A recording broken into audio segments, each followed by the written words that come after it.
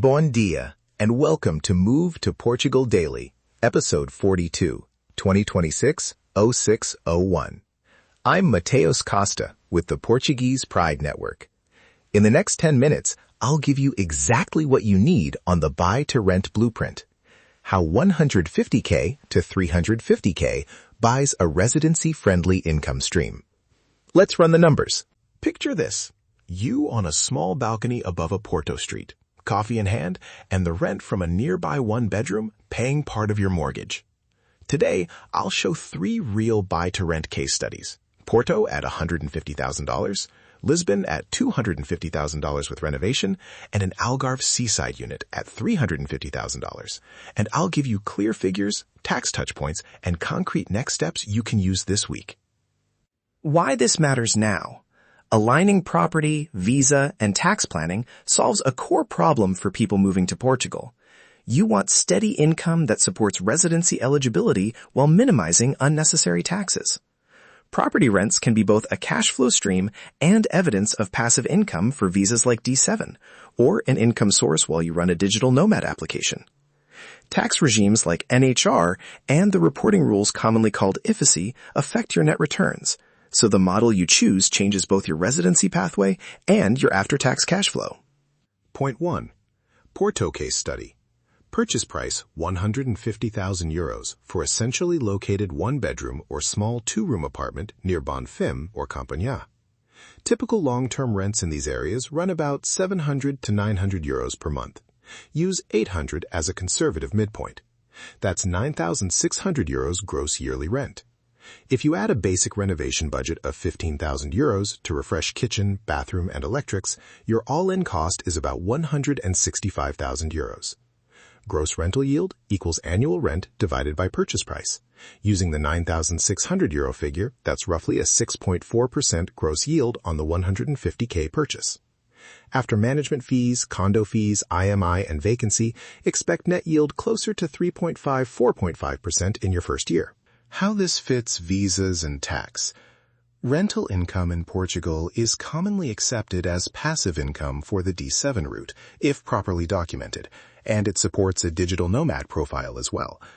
For tax, local rental income is taxed under standard Portuguese rules.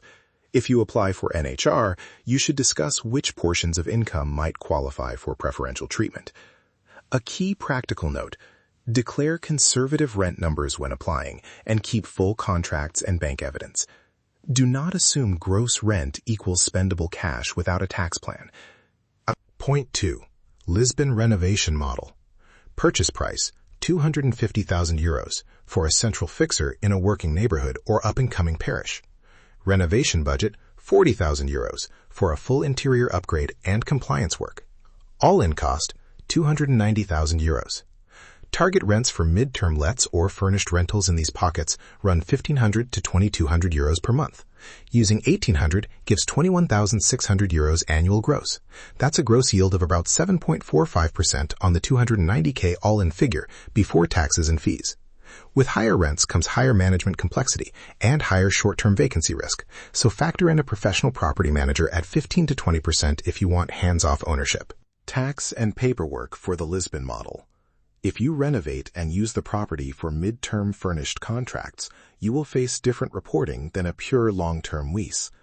IFSC and NHR considerations change by the source of income and residence status. Practically, that means get a Portuguese tax advisor before you sign, register the rental type with the local Câmara if required, and budget for the IMT purchase tax and closing fees. Expect purchase-rated taxes and fees to add roughly 6 to 8% of the purchase price on top of your contract value. Confirm exact rates with your lawyer. Point 3. Algarve holiday unit.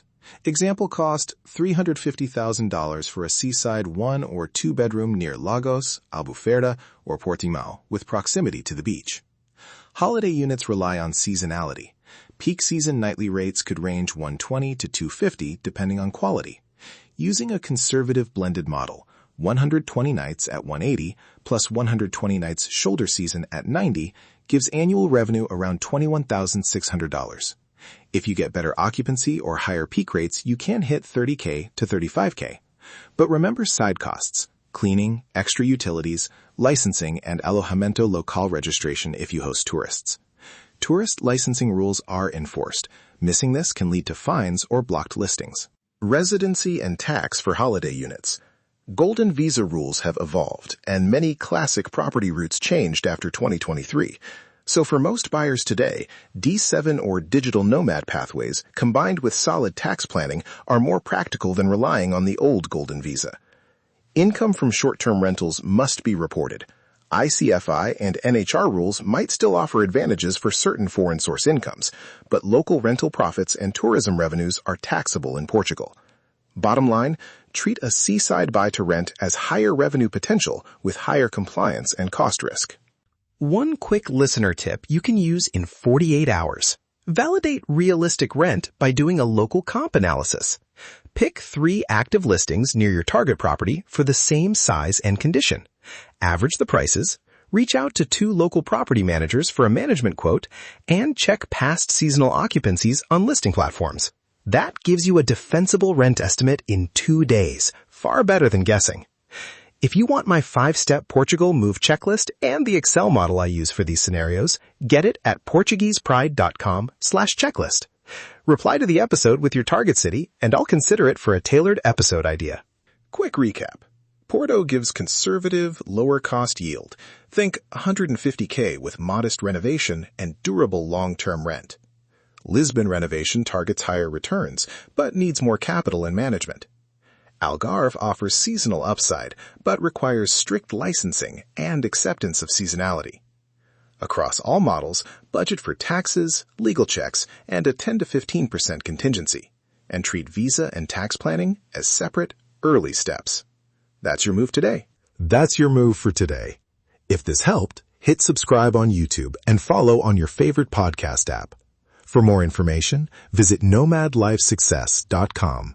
This is Mateus Costa. Saúde, and I'll see you tomorrow.